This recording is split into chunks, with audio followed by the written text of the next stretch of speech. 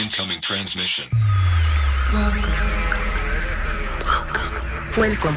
This is True Spies, the podcast that takes you deep inside the greatest secret missions of all time. Week by week, you'll hear the true stories behind the operations that have shaped the world we live in. True Spies. You'll meet the people who live life undercover. What do they know? What are their skills? And what would you do in their position? This is True Spies. 2006 and 2007 were the toughest years in the war in Iraq. Chaos. Iraq literally devolved into a complete anarchy.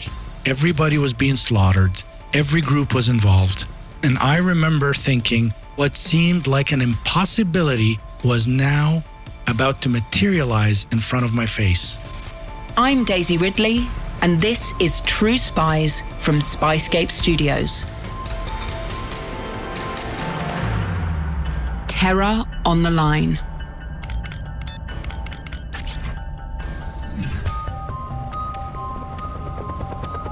At an undisclosed location, a short helicopter ride from Baghdad, a CIA officer finds himself at a military detention center. It's just after midday. The air is dry and the sun is piercing. I have to take off my helmet, my vest, my weapons, since I cannot meet with a detainee carrying any weapons. It's 2007 and Iraq is hell on earth. Hot, stifling, and brutalized by an incredibly complicated war, nobody feels as though they're winning. But in this detention center, our CIA officer is about to enact a plan that could help to calm the relentless rage. I was overwhelmed. If it's successful, his idea could help the Americans achieve a more peaceful and dignified exit from the country. My brain is racing and I'm thinking of what will I ask him? He's taken to a pod, which looks a little like a shipping container. It's carpeted, grey, with a table, 2 chairs, and a camera. The rumble of the air conditioning unit shakes its thin walls. It is very noisy. Helicopters are taking off and landing. Sometimes you'll hear explosions. There's always commotion. He sees in front of him a frail, elderly man with white hair and blue overalls. The old man is softly spoken. They've never met, but the CIA officer knows exactly who is sitting in front of him. I was shaking. This is he. This is the man that we have talked about. This is the man that we have been chasing and trying to get arrested. And here he was, looking frail, looking weak. And I'm trying not to look that I'm frail and weak. I had to project confidence. The detainee has power and influence beyond measure.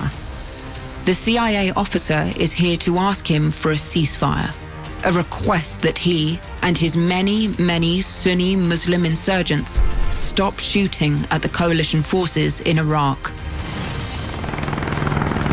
Here I am, by myself, in a Black Hawk, being taken to a detention facility to meet with what is considered to be Iraq's top terror leader at the time. The meeting was only possible because the young officer, a rookie, a small fish in the big pond of the CIA, had a very simple idea. An idea that seemed almost unthinkable. Time to meet the officer in question. My name is Joseph Assad. I was an operations officer in the Counterterrorism Center for the CIA. The Central Intelligence Agency recently declassified this file. It's a story that hasn't yet been told, a True Spies exclusive. Anytime you want to speak about something related to the CIA or your time in the CIA, you have to put your information in writing and send it to the PRB. The PRB is the Publications Review Board. The name of this operation has been redacted.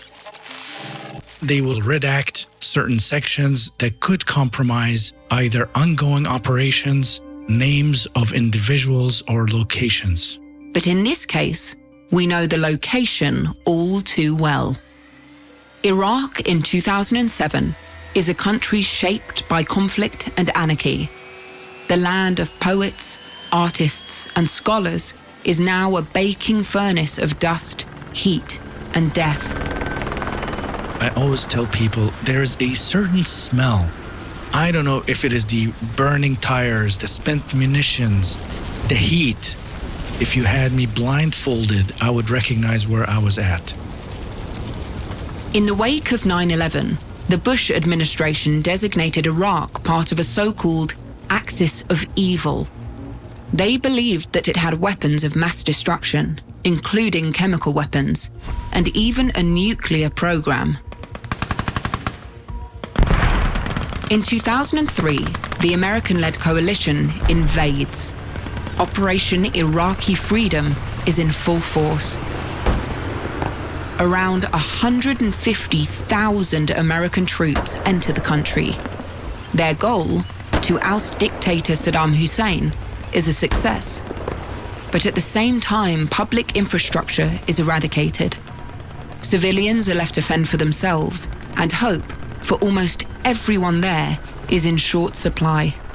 The removal of Saddam's highly centralized dictatorship created a security and political vacuum in Iraq. He kept a lid on sectarian tensions and balance between sectarian groups such as the Sunnis, the Shia, the Kurds, Christians, Yazidis, and many others. The two main Muslim groups, the Shia and the Sunni, are divided. They agree on the fundamentals of Islam and share the same holy book, but have been fighting for centuries over political, religious, and ideological differences. There was an uptick in ambushes, car bombs, targeted killings, suicide bombings. Sunni terror insurgent groups and Shia death squads slaughtered each other and targeted multinational forces in Iraq. Torture and assassinations hit fever pitch. This is the height of the war on terror, and Joseph, an Arabic-speaking Egyptian American, is based in the Green Zone of Iraq's capital, Baghdad. We were based in a compound near the U.S. Embassy at an undisclosed location. The Green Zone in Baghdad is a heavily fortified sanctuary that now houses coalition government officials and powerful, friendly Iraqis. It was once Saddam's control center, and it's now home to the largest CIA station overseas. My specific duties was to reach out to Sunni insurgents and Sunni terrorists trying to recruit sources within these organizations in order for us to find out the plans and intentions of these terror groups, gaining intelligence that would stop terror attacks. Foreign fighters from Tunisia, Saudi Arabia, Yemen, Syria, Egypt, Morocco flood the country. Meanwhile, more and more Iraqis are becoming hostile towards what they now consider to be an occupying force. You had checkpoints everywhere, you have armored vehicles, you have snipers, you have helicopters, you have aircraft, you hear the sounds of bombings and shooting day and night. There are rockets and mortars that are being lobbed from one side of the city to the other. It was utter chaos trying to figure out who is who and what was the fighting all about. America has no way of predicting where this war is going, nor how it will end. One thing that alarmed us is that we were seeing a level of coordination like never before between Al-Qaeda and the Sunni insurgents. One of our primary objectives of our Sunni engagement initiative was to drive a wedge between Al-Qaeda and nationalist insurgents. If these nationalist insurgent groups were to join with Osama bin Laden's Al-Qaeda terror network, the war could enter an unprecedented and brutal phase. They were feeding off each other. They were sharing the same ideology. It was only a matter of time. The rules of war were rewritten after 9/11.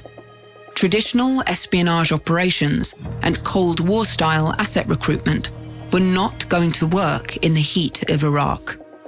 They were stuck in an unfamiliar land with an unpredictable and ever-changing enemy. CIA officers spent a great deal of time brainstorming, coming up with creative ways to gain access to insurgent leaders at all levels of their organization. But nothing was working. We needed a graceful way to exit Iraq. The Americans need to engage the tribes, reconcile with the insurgents, and install a government that can serve after they've left. I arrived there in the summertime. It is hot. It literally was 120 degrees. We lived in pods. We had sandbags trying to protect us from shrapnel when rockets and mortars would hit the green zone. The green zone was protected by CRAM, the counter-rocket and mortar system. CRAM would sound an alarm if the base was coming under attack. Incoming, incoming, incoming. This gives the residents less than 5 seconds to get into one of the many nearby bunkers. Despite the relative safety of the green zone, Joseph is constantly reminded of the dangers all around him.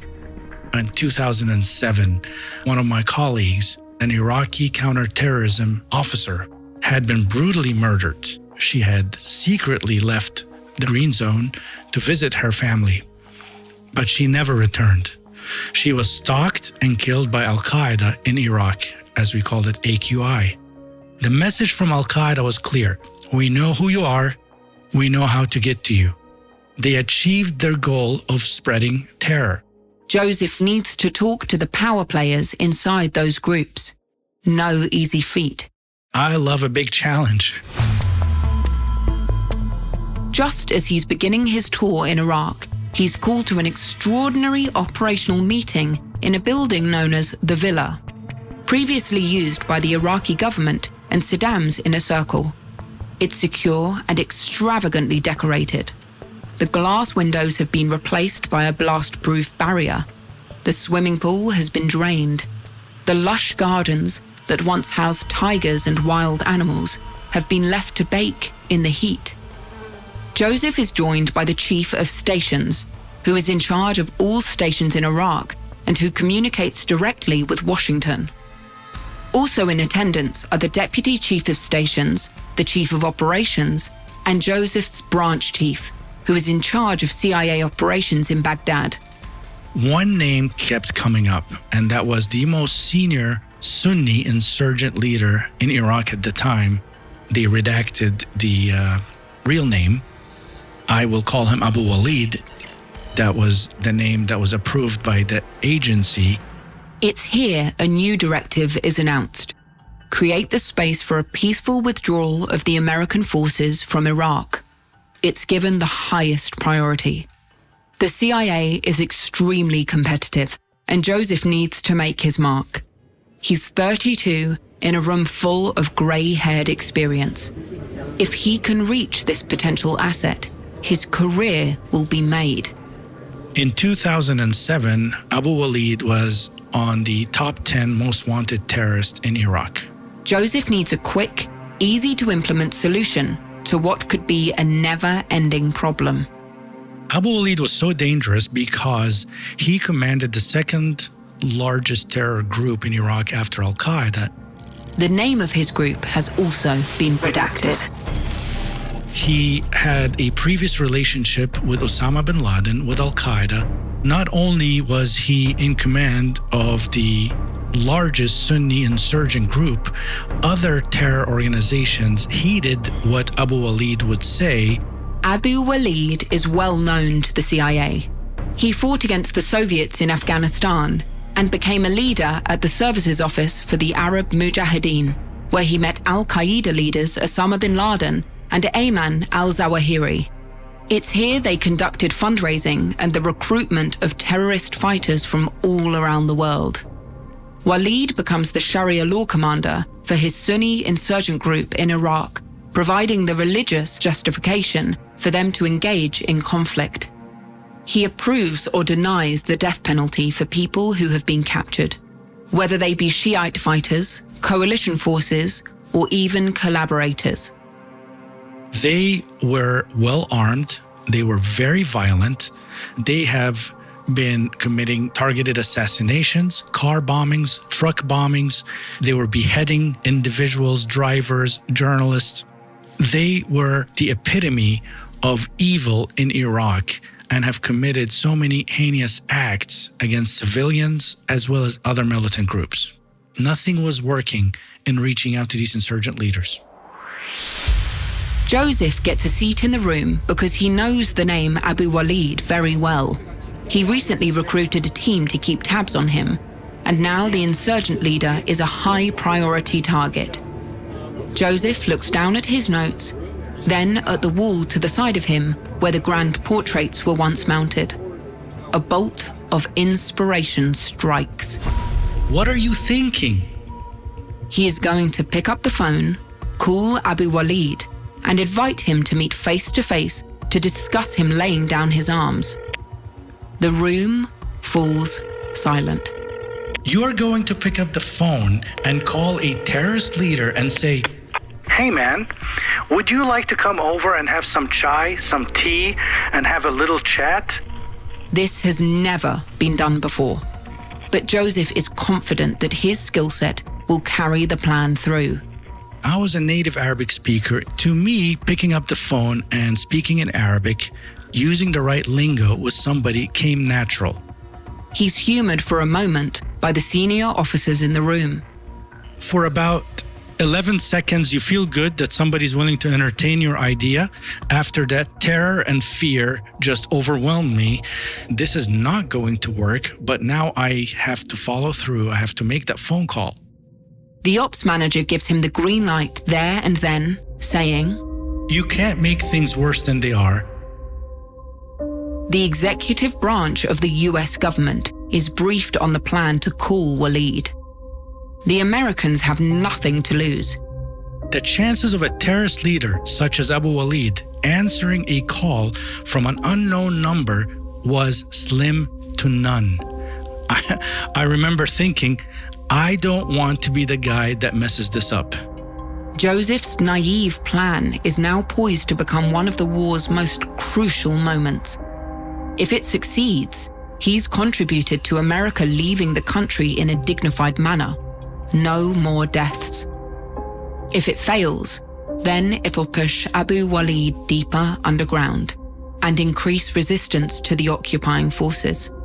I'm trying to do something that I felt would make a difference in the war, something that is out of the box. Very quickly, his plan is put into action.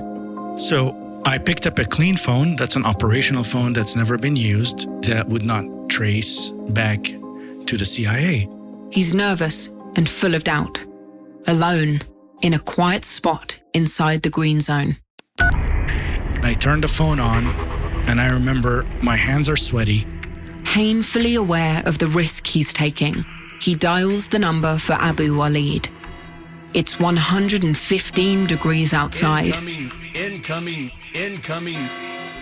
15 minutes earlier, the CRAM alarm had sounded, alerting the compound to incoming fire. Imagine the pressure. And I'm dialing in that number for the first time.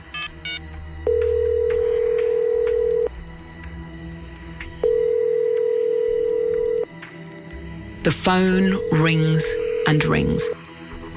He has a sinking feeling. Nothing. He tries again.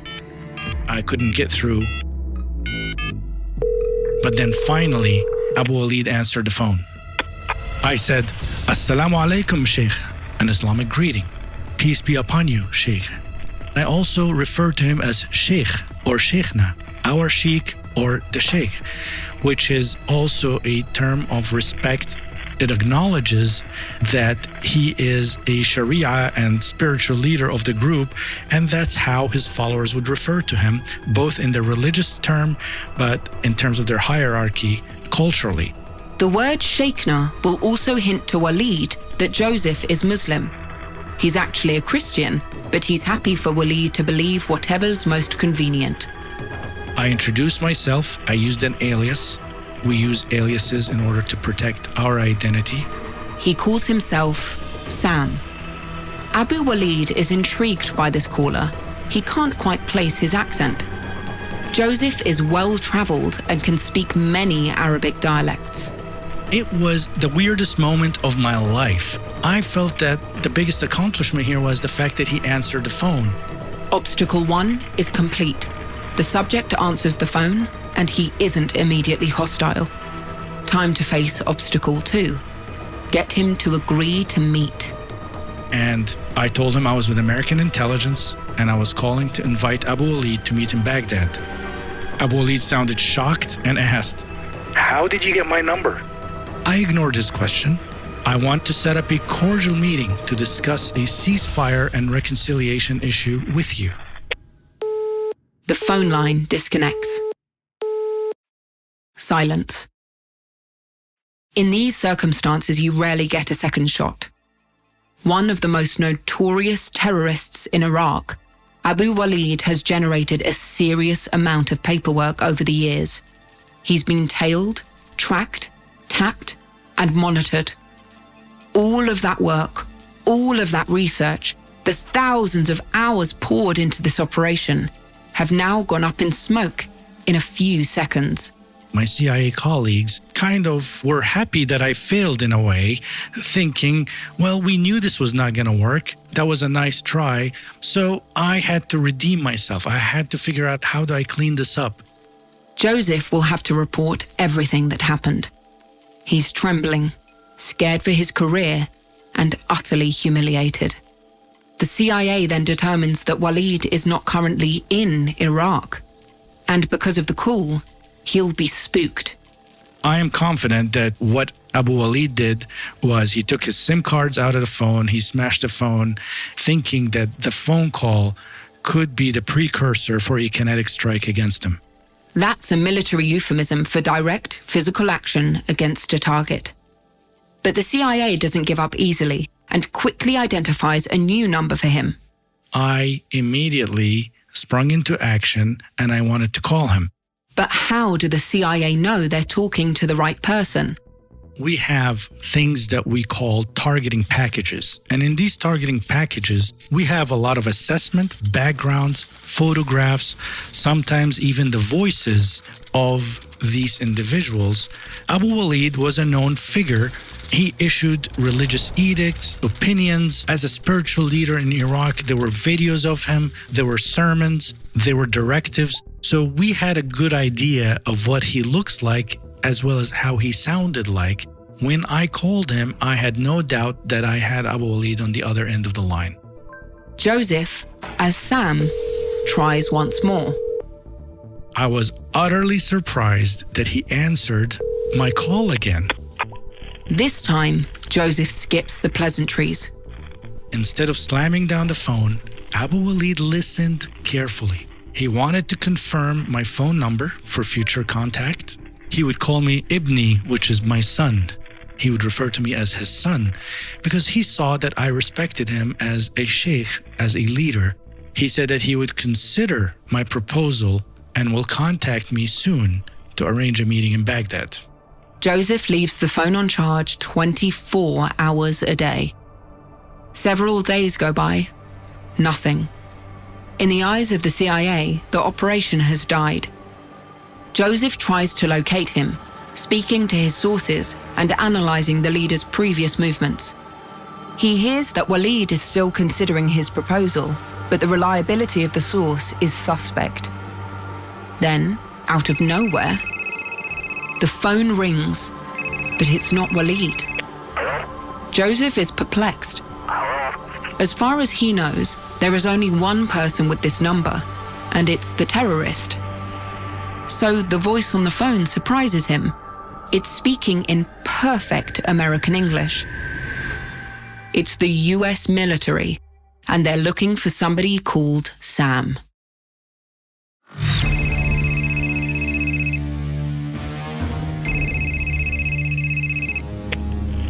Joseph's phone, that sits on charge 24 hours a day waiting for contact from Abu Walid, has just received a call. But it's not the jihadist leader. The military asked us, are we familiar with any Sam Green that would be affiliated with Abu Walid? Joseph confirms that he is Sam. He's then given the news. Coalition forces captured Abu Walid at an undisclosed location. one of the top 10 most wanted terrorist leaders in Iraq was detained trying to re-enter the country. Joseph is phoned before the name even gets officially reported.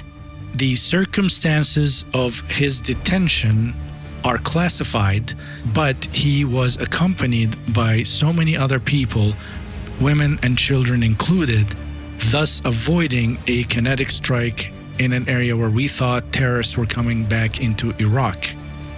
Walid is on a kill or capture list. Fortunately for him, the US military have plumped for the second option. And now that he's in custody, he keeps asking for somebody in the American forces. The CIA breathes a sigh of relief. If the leader of Iraq's second largest terrorist group had died at the hands of the Americans, they'd be kept in the country even longer, having to deal with the fallout from the ensuing power vacuum. He only knew my first name. He said he had saved my phone number as Sam Green because I resided in the green zone. But this is a common stalling tactic. Captured insurgents will often ask for somebody in the forces they claim to know. To prove it, the military makes him turn on the phone. And he shows them the number. The CIA call a critical meeting to discuss next steps. Joseph convinces his management that he needs to go and see Walid in person. He's then put on a Black Hawk helicopter to go and meet the terrorist leader. The doors are open with gunners on both sides in order to return fire in case we are attacked. It's loud, it's intimidating, and he's hooked to the floor of this death machine to stop him falling should the trip take a turn for the worse. The heat is suffocating. They're operating in broad daylight, and they're severely vulnerable to attacks from the ground. And at one point, the helicopter automatically fired flares when they see a reflection on the ground. Sometimes it's mistaken for incoming fire. I had no idea whether this was incoming or outgoing fire. I have never experienced flares, and I may have let out a little scream. The military personnel on board are unfazed, but Joseph has turned pale. The weight of his weapons and protective clothing keep him rooted in his seat. He's armed, just in case the helo goes down and he has to fend for himself. We're skimming over power lines, flying very low, and it's about a 45-minute ride from Baghdad to an undisclosed location in northern Iraq where Abu Walid is being held. The helo lands in the military base, and Joseph is unclipped as the blades keep slicing through the air. Joseph is shaking. His ears are ringing. He ignores the sandstorm swirling around him. He ponders for a second. Meeting a terrorist must be approached soberly. One misstep with Walid here, and the consequences could be dire. I don't know what to think, whether I had something to do with Abu Walid showing up in Iraq. Was this a coincidence? Was he planning a terror attack? Joseph is taken through the detention facility, the Spartan building in which we began this episode. He's stripped of his weapons, is read the rules, and signs all the paperwork. The pod-like shipping container housing Walid is small and noisy. He opens the door, and the cold air hits him. When you walk into these pods, there's like an air conditioning smell. The AC is running 24/7. When I first saw Abu Walid, I was in disbelief. He seemed frail, smaller than I thought he looked in pictures. The elderly Walid comes off as very gracious, very polite, and has trouble walking. Not what you would expect in a leader of a terrorist organization that has ordered the murder and assassination of countless people, including many Americans. I extended my hand. I said, "Assalamu alaikum, Abu Walid. I am Sam." And he immediately looks at the military personnel that were with us and said, I told you, I was not lying. I was here to see Sam." What happens over the next few minutes is remarkable. He immediately tried to put on me that I had betrayed him by getting him detained. You told me this and I came to Iraq and I was going to meet with you, but they detained me. Imagine, for a second, you're working for the CIA. And all of a sudden, through a series of unlikely events, you've come face to face with your main target.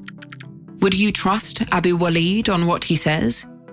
He could be here to commit more atrocities, or be on his own mission to see the faces of his enemies to share with his vast networks. My phone call was a lifeline to Abu Walid. He used that to claim that he had arrived in Iraq to meet with me. But the question that keeps running through Joseph's mind is, why is Walid back in Iraq? The only times he had left the country previously had been to go to Afghanistan and Pakistan to participate in other jihadist activities. That, or to lay low in one of Iraq's neighboring lands. He was in communication with Al-Qaeda senior leadership outside of Iraq and being fed information directly sometimes from Osama bin Laden to fight against coalition forces, given he would receive funds, instructions, equipment, weapons, as well as fighters to resist the occupying forces. Joseph needs him to agree to a meeting in the Green Zone in Baghdad to discuss the ceasefire. I provided a pitch, which I had prepared, which was what I had intended to do on a phone call had it been longer than a few seconds. As it turns out, Walid is not impressed with Joseph's smooth, well-practiced recruitment pitch. There's no more time for mind games. Joseph lays it out straight. There are two things that could result from Abu Walid not agreeing to go along with the pitch. One was he was to remain in jail. The second significant consequence, at the time, the U.S. military, while we wanted to get out of Iraq, we were having to surge people into Iraq in order to stabilize the situation. And undoubtedly, we would have expanded this conflict against nationalist insurgents, and it would have been far more catastrophic. Thousands, if not tens of thousands, more lives would needlessly be lost in Iraq as a result. Joseph then gets into why it would personally benefit Walid. I told him, you're being squeezed by Al-Qaeda in Iraq, which pretends to be your friend, but are taken over by bringing foreign fighters. They're commanding Iraqis. They are now dominating the scene, building their power base, stealing resources, destroying other Sunnis. Meanwhile, Iran is squeezing you from the other side, and you are focused on the coalition. You are spinning your wheels. We are not your enemy. Joseph tells him it's not complicated. It's not political. The threat to his organization and his people is real. It is not going too far to say that the Sunnis would have been wiped out. Consider laying down your weapons and stop fighting us. We would also like you to consider allowing your people to participate in the political process and populate local governing positions to save the future of Iraq's Sunnis. That was my ask, and it was carefully and politely worded. The CIA knows that Abu Walid has been having his doubts about fighting alongside Al-Qaeda and bin Laden ever since the Americans reacted so forcefully to 9/11. Joseph decides to take advantage of that doubt. There was an incident in which his forces had to kill 3 Al-Qaeda leaders after they had kidnapped a family, accused them of espionage and of cooperating with the enemy, and they murdered the 2 children in front of their parents. And Abu Walid said that was a turning point to see that Al-Qaeda brutality has reached a new level and that they did not want them to remain in Iraq. Abu Walid says that he issued the edict to have the commanders killed. Even for a terrorist leader such as Walid, AQI are taking things too far. And he told me at one point that he had complained directly to bin Laden that what Al-Qaeda was doing in Iraq was tearing Iraq apart. Their fight was to rid Iraq of an occupation, whereas Al-Qaeda was mayhem, destruction, The two keep verbal sparring until Walid says something which surprises Joseph. Abu Walid said the word "iqtanat," which translates into a very forthright declaration, "I am now convinced." He could not have chosen stronger language in which to agree to the proposal. It's a major breakthrough, and it might change the course of the war in Iraq. But Walid has conditions. Abu Walid said that he would be willing to lay his arms against coalition forces, but not against Shia death squads. He provided many examples of how Shia militias and death squads were obliterating entire Sunni neighborhoods, and he could not fathom being asked to lay down any arms against them. Therefore, it was decided that we would proceed with the first step, and that was a cessation of hostilities against coalition forces. Another request is made by Walid. He wants Egypt and Saudi Arabia, two major Sunni countries, in the room as guarantors. I knew in conflict resolution, there is a process to any reconciliation, and I was skipping quite a few steps. However, I told Abu Walid, I give you the guarantee of the United States of America, of the intelligence community, and if that is not good enough for you, I don't know how good the word of any other third party would be. This isn't to Walid's liking, but he agrees that the bureaucracy involved in making this happen would be vast and time-consuming. Joseph wants to keep it simple. What was being asked was in the best interest of Iraq's Sunni population.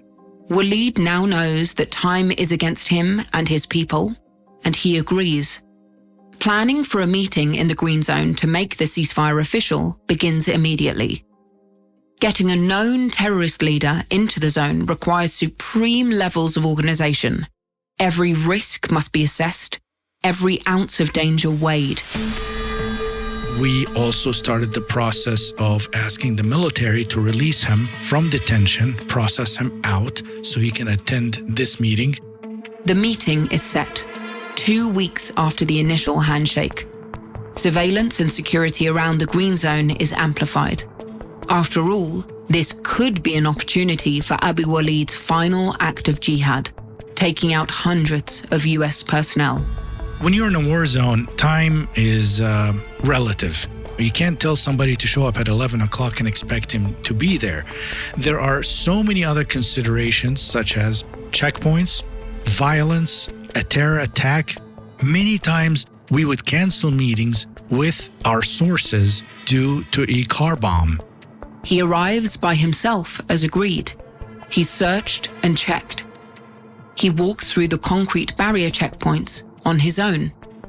He meets with Joseph, who escorts him on foot to an undisclosed location run by coalition forces.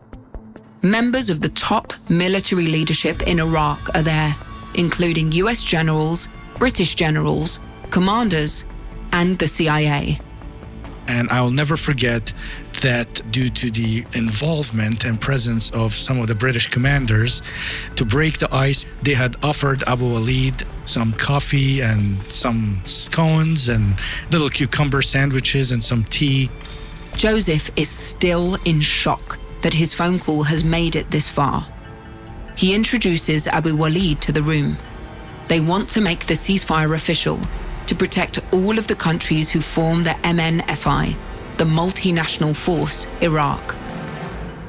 He is convinced that a ceasefire with coalition forces was the way forward, that he had spoken with Sam, and he now fully understands that the intentions of US forces and coalition forces was not to remain in Iraq, not to steal Iraq's resources. They were looking for a way out. The meeting goes off without a hitch. No mistakes are made. The peace agreement is signed. It was very cordial, it was measured, and there were no points of contention. Once a decision like this is made, how on earth do you get that message out to fighters? And how do you ensure they obey the order? Joseph's job is far from over. The US tails Abu Walid as he leaves to make sure he sticks to his word.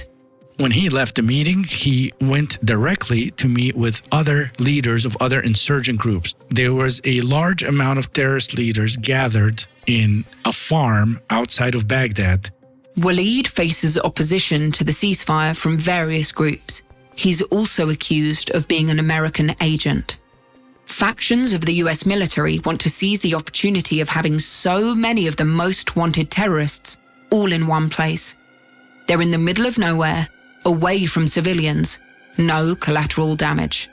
They want to call in a strike. You strike and yes, you're guaranteed to take out these terrorist leaders, but if you develop these targets, see where they go to, and go along with Abu Walid's promise, we had nothing else. Sure, we knew that even if he had signed something, he did not have to honor that. Tensions are rising between the CIA and the military. The military wants to take the shot. I panicked in terms of contact with insurgent leaders. This would have destroyed not just reconciliation efforts with his terrorist organizations, but with any other future organization that we want to reach out to. The future of the war is still so uncertain. There would be retaliatory attacks against coalition forces, against Iraqi forces. It would have just deepened the abyss.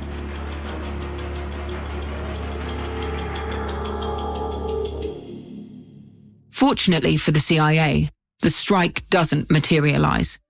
But no matter how much equipment, skill, personnel, funding, grit, and perseverance they have, what happens next is completely out of their hands. 24 hours later, Abu Walid made the most important decision of the entire war. He gave approval for a ceasefire. Had we taken him out, we would not be here talking about this today.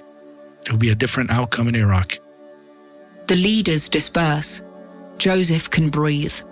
What happens next vindicates Joseph's one-shot-in-a-million plan. His group immediately and unconditionally ceased all hostilities against US forces and coalition forces. The amount of power that Abu Walid had is scary, that he is able to command thousands of fighters to fight or lay down their arms. And it went to show how a direct approach, a personal approach, a simple one at that, could have huge consequences. How Abu Walid actually made this happen, we'll never know. The information was redacted, but his order reverberates across Iraq. He was, after all, the leader of Iraq's second most powerful terrorist group. Abu Walid's directive had a domino effect as more and more Sunnis came to the same realization and decided they should try an alternate method to achieving their objectives. Joseph's foresight that Abu Walid's immense influence could span tribes, organizations, and borders had been proven accurate. There was no plan B. Joseph's deceptively simple idea of just phoning Abu Walid resulted in a relative easing of the fighting in Iraq and allowed US forces to withdraw. More horror was to come in the shape of ISIS, but at this moment, the country had hope again. Sometimes we really do face mountains. The important thing to remember is not to let intimidation or uncertainty fool you into thinking the obstacles are immovable. And we in the CIA never thought that this day would come when the leader of Iraq's largest insurgent group would issue a directive unconditionally and immediate. From something so small came huge and positive consequences. Many lives were saved. It doesn't matter if one life was spared by Abu Walid issuing that statement because somebody called him out of the blue and asked him to come and have some chai, have some tea, and discuss reconciliation. Joseph made it clear that he credits his CIA colleagues and senior field managers for the success of this operation. He added that he was grateful that he was cleared to share details of this operation for the first time, and that this is only a small window into the incredible hard work and sacrifices that his CIA colleagues continue to carry out on a daily basis. I'm Daisy Ridley. Join us next week for more crucial contact with True Spies.